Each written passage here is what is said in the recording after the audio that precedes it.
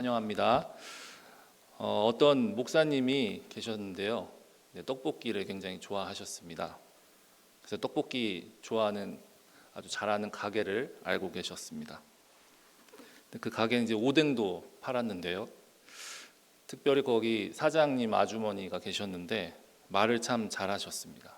그래서 하루는 이제 이야기하시기를 요즘 젊은 엄마들이 자녀 교육을 잘 못 시키는 것 같아요. 이렇게 얘기했습니다. 그래서 목사님께서 또 이제 다음 세대 아주 끔찍하게 생각하시기 때문에 이제 일가견이 있는 것 같아서 한번 이제 물어보셨습니다. 그래요? 어떤 그런 문제가 있나요? 이렇게 물어보셨습니다. 그래서 이 아주머니 사장님이 이제 말하셨습니다. 굉장히 많지요. 애들이 여기를 이렇게 가게 앞을 지나가는데 애들이 떡볶이를 막 사달라고 하는데 그냥 못 들은 채 하고 그냥 데려가는 거지 뭐예요. 아주머니가 이제 덧붙여서 얘기했습니다. 그뿐만 아니라 어떤 아줌마는 아이가 오뎅을 사달라고 하는데 막 우는데도 막 끌고 가는 경우도 있습니다. 막 이렇게 얘기했습니다. 그리고는 막 분이 풀리지 않아 가지고 계속 씩씩거리면서 계속 덧붙였습니다.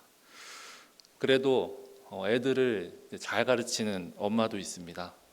애들이 별로 좋아하지도 않는데 억지로 데리고 와서 떡볶이와 오뎅을 먹입니다. 이제 목사님이 이제 아주머니 말을 듣고는 이제 알았습니다. 이 아주머니가 보는 참된 교육은 떡볶이 오뎅 잘 사주는 것이었습니다. 사람들은 이처럼 자기의 관점에서 세상을 이제 바라보게 됩니다. 그리고 이 세상은 갈수록 자기 관점에서 이 세상을 살아가는 것이 지혜이고 그것이 옳은 길이라고 여깁니다. 오늘 본문은 지난주 시편 1편에서 언급했던 것을 이어서 하나님께서 말씀하신 복의 길을 떠나서 악인들과 같이 꾀하고 죄인들의 길에 서고 또 그런 여전히 세상의 헛된 일을 꾸미는 그런 세상 군왕들에 대한 이야기로 이제 본문을 시작하고 있습니다. 저희 시편 2편 1절과 2절을 다시 한번 읽어보겠습니다. 시작. 하여 이방 나라들이 분노하며 민족들이 헛된 일을 꾸미는가. 세상의 군왕들이 나서며 관원들이 서로 꾀하여 여호와와 그의 그 이름 부른 자들을 대적하며. 아멘. 그래서 어찌하여 이제 분노하며 이방 나라들이 분노한다고 써 있는데요. 여기 분노라는 성경의 각주를 보면 이제 소란이라고 이제 기록이 되어 있습니다. 이 소란이라는 것은 바쁘게 분주하게 이제 움직인다는 것입니다. 그래서 하나님을 모르는 이방 나라들이 이제 소란스럽게 바쁘게 분주하게 헛된 일을 지금 꾸미고 있는 것을 이제 그려주고 있습니다. 이 헛된 일이라는 것은 헛되다라는 것은요, 이제 안이 텅 비었다, 아무 이익이 없다라는 의미를 가지고 있습니다. 그래서 지금 1절의 이야기는 이방인 나라들, 하나님을 모르는 저 나라들이 분주하게 소란스럽게 아주 바쁘게 하고 있는데, 열심히 뭔가를 하고 있는데 그것이 다 헛되다, 그렇게 얘기하고 있습니다. 그 2절에는 이와 같은 자들이 이제 기름 부음 받은 자를 대적한다 기록되어 있습니다. 여기서 서로 꾀하다라는 단어가 적혀 있는 문장이 있는데요. 저희가 지난번에 1편에서 말했던 것처럼 악인의 꾀를 복 있는 사람은 따르지 않는다고 했는데요. 지금 이 2편에서는 이제 구체적으로 이들이 어떻게 악인의 꾀를 버리고 있는가를 보여주고 있습니다. 이들의 꾀란 하나님의 법을 즐거워하는 것보다 또 자신들의 하나님의 법을 따르기보다는 자신들의 이익을 위해서 그렇게 어떤 꾀를 내고 있다. 이 꾀라는 것은 어떤 음모를 꾸미고 생각을 한다는 것인데요. 그런 모습들을 지금 보여주고 있습니다. 그래서 이 세상 군왕들은 헛된 일을 꾸미는 것을 좋아하고 하나님의 말씀과 법을 따르지 않으면서 살아간다는 것이죠. 여기서 이제 기름 부음 받은 자라는 단어는요, 이제 히브리어로 메시아라고 기록이 됩니다. 이 메시아는 다윗 오늘 이 본문에서 다윗 계통의 어떤 왕을 상징합니다. 그래서 이 왕이 기름 부음을 받아서 이제 왕으로서 이제 대관식을 하는 그런 장면들을 오늘 시편 2편이 이야기하고 있는데요. 이 기름 부음 받은 자 이스라엘의 왕을 향하여서 이제 세상의 군왕들이 이제 대적할 준비를 한다는 것이죠. 시편 2편 3절을 계속해서 읽어보겠습니다. 시작. 우리가 그것에 맨 것을 끊고 그의 결박을 벗어버리자 하는도다. 여기서 이 결박, 맨 것, 이 단어의 이제 뜻은 어떤 소의 멍에를 고정하는 그런 가죽끈, 어떤 밧줄 같은 것을 의미합니다. 그리고 상징적인 어떤 그 속 안에 있는 뜻은 이 결박, 맨 것, 이 줄을 통해서 이제 복종을 시킨다라는 것을 말합니다.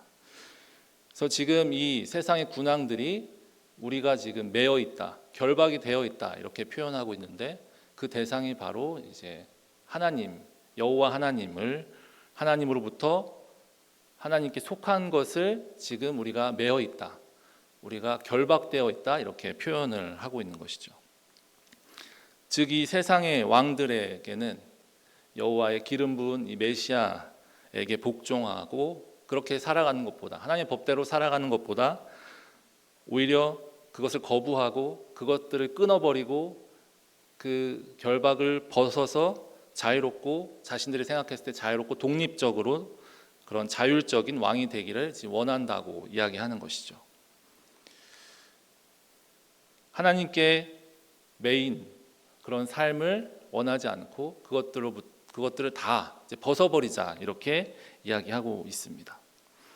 하나님의 법과 하나님의 말씀이 이 세상 군왕들에게 있어서는 즐거운 그런 법을 따라가는 삶이 아니라 결박된 그런 것으로 지금 느끼고 있다는 것이죠. 그래서 그것들을 다 벗어버리고 자신들의 꾀를 따라서 자신들이 즐거워하는 삶을 살아가자 그렇게 결정하고 있습니다. 우리가 1절부터 3절까지의 말씀을 통해서 이 내용이 참으로 저희가 살아가는 이 시대상과 다르지 않다는 것을 볼 수가 있습니다.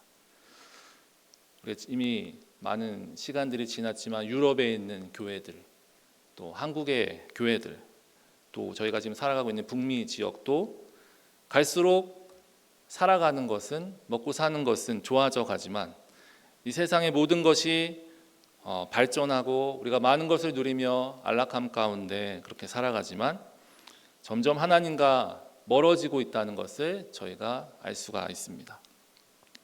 하나님이 없어도 이제 우리가 살만하니까 하나님을 잊고 또 하나님의 은혜에 매여 있던 것도 벗어버리고 이제 싶어지는 것이죠. 하나님께서는 이러한 하나님의 은혜 안에 하나님께 속한 삶을 결박이라 느끼고 그것들 맨 것을 끊어버리자 하는 사람들을 향하여서 어떻게 반응하시는지 이제 그 장면이 이제 하나님께로 이제 넘어갑니다. 우리 4절부터 6절까지를 한번 보겠는데요. 함께 읽어보겠습니다. 시작. 하늘에 계신 이가 웃으시며 주께서 그들을 비웃으시리로다. 그때 분을 바라며 진노하사 그들을 놀라게 하여 이르시기를 내가 나의 왕을 내 거룩한 산 시온에 세웠다 하시리로다. 아멘. 하나님께서 이러한 모습들을 향하여서 반응하시는 것은 웃으셨다는 것입니다.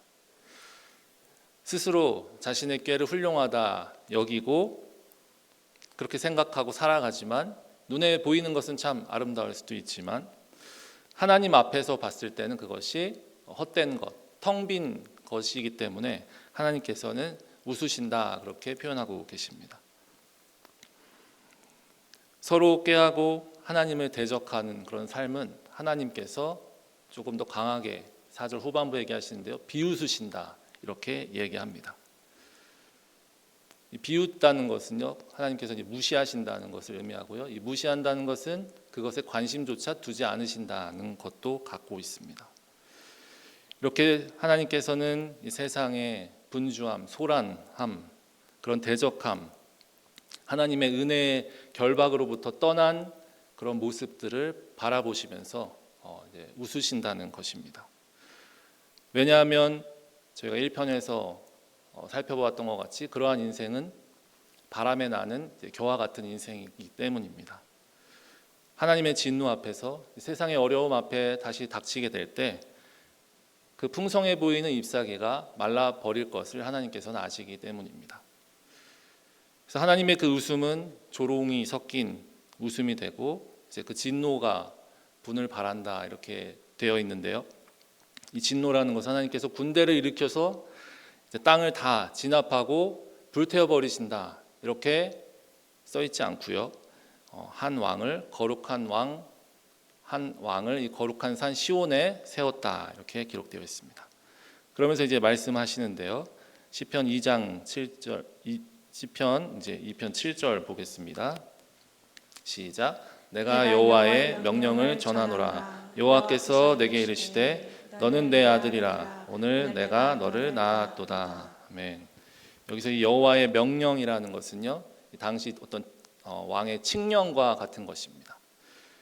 그래서 특별히 이제 왕실에서 쓰게 될 때 이 왕이 대관식을 할 때, 이 왕이 이제 임명이 되었을 때 여호와의 명령을 전한다 이렇게 말하곤 했습니다. 그러면서 그 내용이 너는 내 아들이라. 오늘 내가 너를 낳았도다 이렇게 말씀하십니다. 이 낳았다는 것은 뭐 몸으로 이렇게 낳았다는 것보다는요, 이제 새로운 탄생을 이야기하는 겁니다. 이제 왕이 새롭게 탄생했다.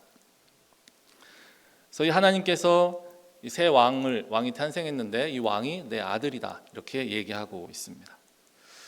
이 왕과 하나님과의 관계는 아버지와 아들의 관계라 이렇게 지금 말씀하고 계신 것이죠. 이것이 사무엘하 7장 14절에 좀 더 구체적으로 이 관계에 대해서 이야기하는데요. 이 본문을 저희가 보통 다윗 언약이라 이렇게 말합니다.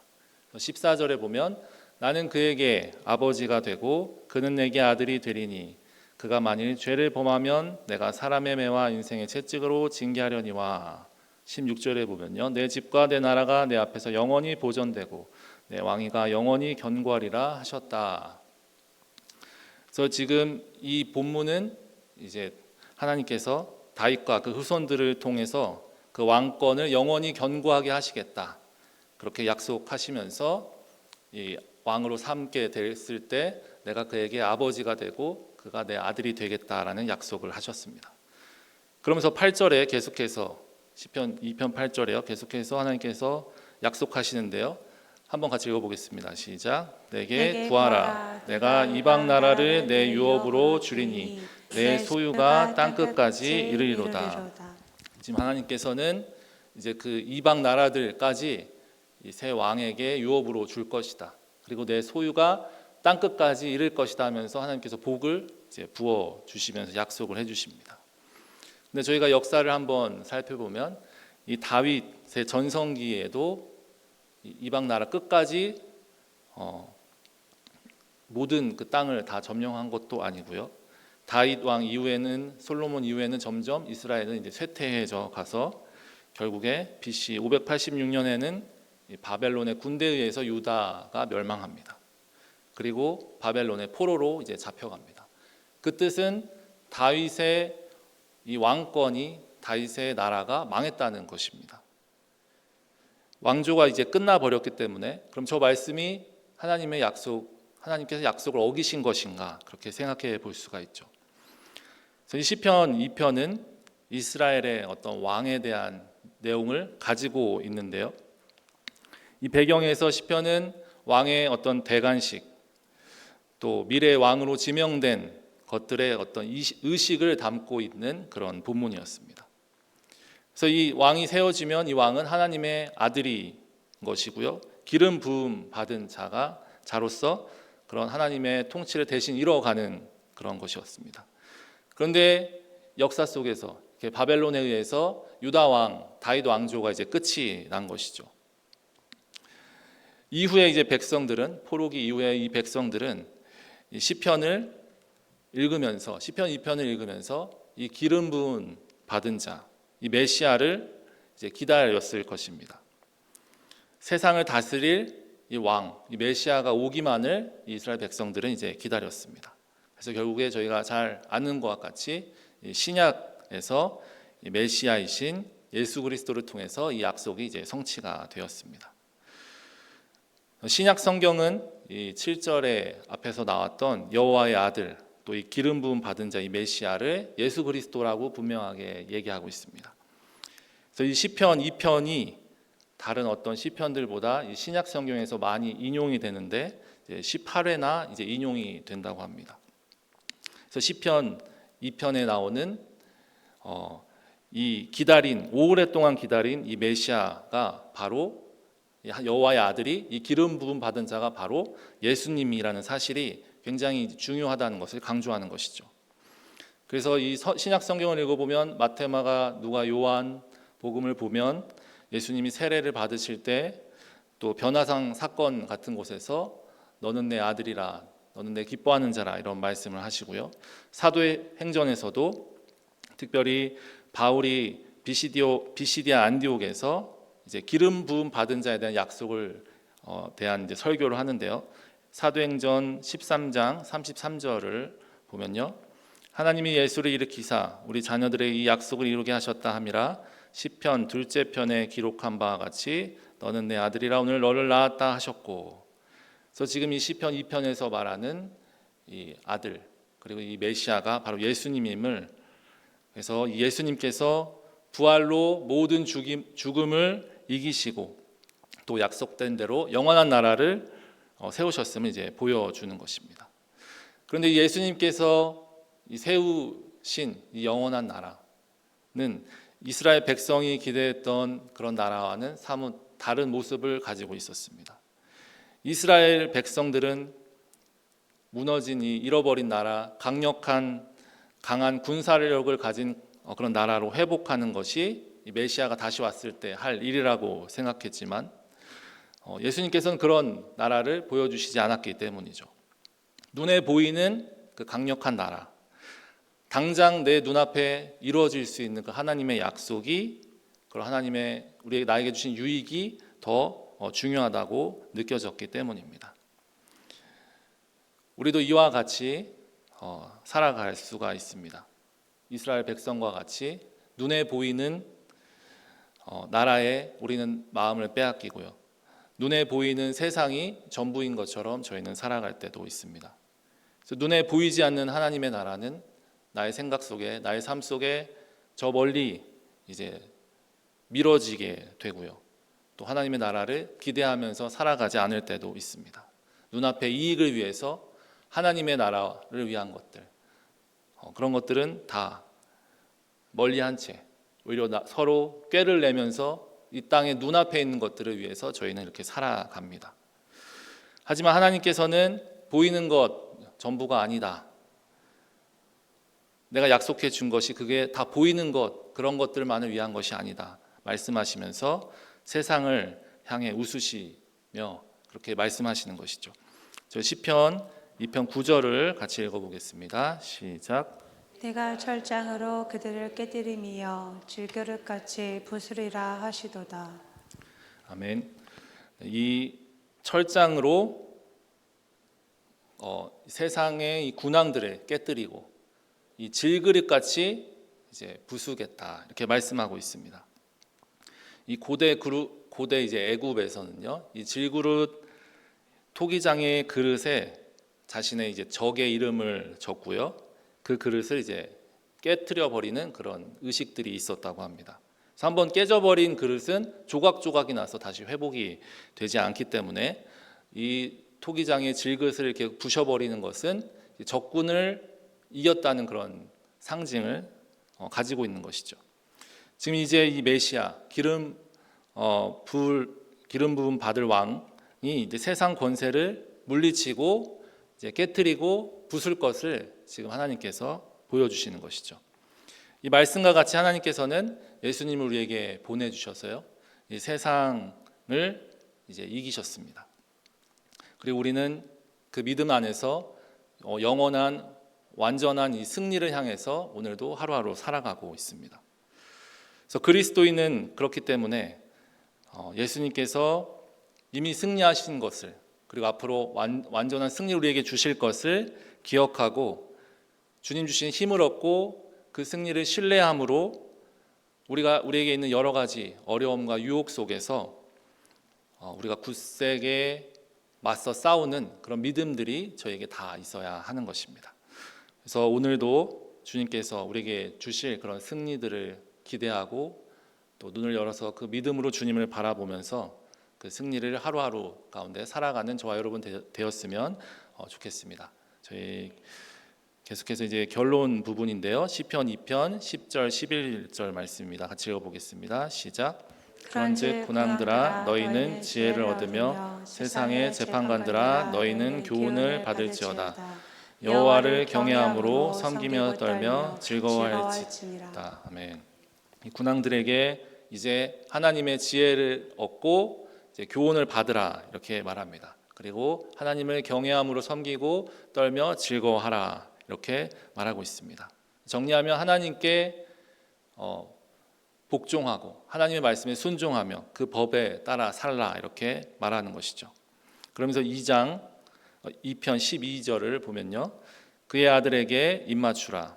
그렇지 아니하면 진노하심으로 너희가 길에서 망하리니 그의 진노가 급하심이라. 여호와께 피하는 모든 사람은 다 복이 있도다. 제가 그림을 하나 준비했는데요. 이 고대 세계에서는요. 왕에 대한 어떤 경외, 복종을 할 때 그 발에 입을 맞추곤 했다고 합니다. 그래서 아수르 왕 살만 에셀 3세 오벨리스크에 보면 저런 그림이 있다고 합니다. 그래서 이스라엘 왕인데요. 저 엎드린 사람이 이스라엘 왕 예후라는 왕이 그 앞에 땅에 입을 맞추고 굴복한 그런 기록을 저 블랙 오벨리스크에 있다고 합니다. 이 시편은요. 마지막 본문에서 이 땅의 왕들이 저런 모습과 같이 하나님의 발 앞에 엎드려 입을 맞춘 그렇게 하는 것이 복된 삶이다 이렇게 말하고 있습니다. 시편 2편의 이 마지막을 보면요, 시편 1편 6절 마지막과 같이 같은 단어들이 반복되고 있습니다. 길이라는 단어가 반복되고 또 망하리라는 단어가 이제 반복이 됩니다. 그래서 동일하게 하나님을 떠난 자들, 하나님의 은혜 안에서 떠난 자들은 망할 것이고 또 하나님의 말씀 따라서 하나님께 피하는 자, 의인들은 복이 있다 이렇게 말하고 있습니다. 그래서 복된 인생은 세상의 꾀를 따라가는 것이 아니라 하나님께서 다스리시는 그런 하나님의 통치와 또 하나님의 그 은혜 안으로 피할 때 그것이 복된 인생이라는 것을 저희가 시편 2편을 통해서도 다시 한번 확인을 할 수가 있습니다. 이 피하다라는 단어는요, 이제 피난처라는 그런 뜻을 가지고 있습니다. 이제 한국에서는 이제 민방위 훈련을 합니다. 그래서 사이렌이 막 울리면 이제 그 방공호로 피해야 되죠. 그리고 위니펙에서도요, 눈폭풍 경보가 납니다. 여기는 사이렌이 막 울리죠. 이제 실내로 이제 피해야 됩니다. 우리가 이 세상의 힘으로부터 어떤 위협을 받게 되면요, 다 대피소가 필요한 것입니다. 하나님께서는 지금 이 말씀을 통해서 우리가 하나님께로 피해야 한다 그렇게 말씀하고 계십니다. 이 하나님께 피한다는 것은요, 하나님을 의지하고 또 하나님을 신뢰하고 나의 삶과 미래를 하나님께 다 온전히 맡기는 것, 하나님의 은혜에 붙들림 되는 것, 또 하나님께 결박되어서 살아가는 것을 즐거워하는 것, 이것들을 의미하는 것이죠. 이 시편 2편은 오늘 시작을 이제 세상의 권세가 하나님께 대항하는 것으로 오늘 말씀을 시작했습니다. 근데 하나님께서 오히려 그런 세상의 권세를 향해서 웃으시면서 메시아가 와서 모든 민족을 다스릴 것이다 선언하셨습니다. 이를 믿고 살아가는 우리는 이 세상 속에서 두려워하지 않고 또 악인의 꾀를 따르지 않고 또 오만한 자들의 자리에 앉아서 그 삶을 살아가는 것이 아니라 세상 속에서 하나님께 피하면서 살아갈 수 있는 인생이 이제 복된 인생임을 알고 그러한 인생을 선택하면서 살아가야 하겠습니다. 세상이 믿음을 바라보면서 대적하고 또 비웃더라도 믿는 사람들을 향해서 비웃는 그런 세상의 모습이 있을지라도 그리스도인들은 눈에 보이는 것대로만 패배하고 어떤 실패한 인생이 아닙니다. 오히려 죽음을 이기시고 완전한 승리를 이미 이루신 하나님의 자녀입니다. 우리는 다시 오실 주님을 기다려야 하고요. 또 하나님의 나라를 위해서 사는 인생을 살아야 하겠습니다. 그런 인생은 절대로 헛되지 않음을 저희가 다 믿어야 하겠습니다.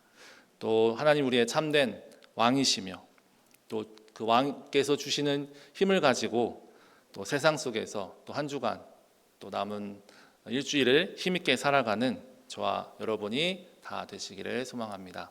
함께 우리 찬양하고요, 기도하겠습니다.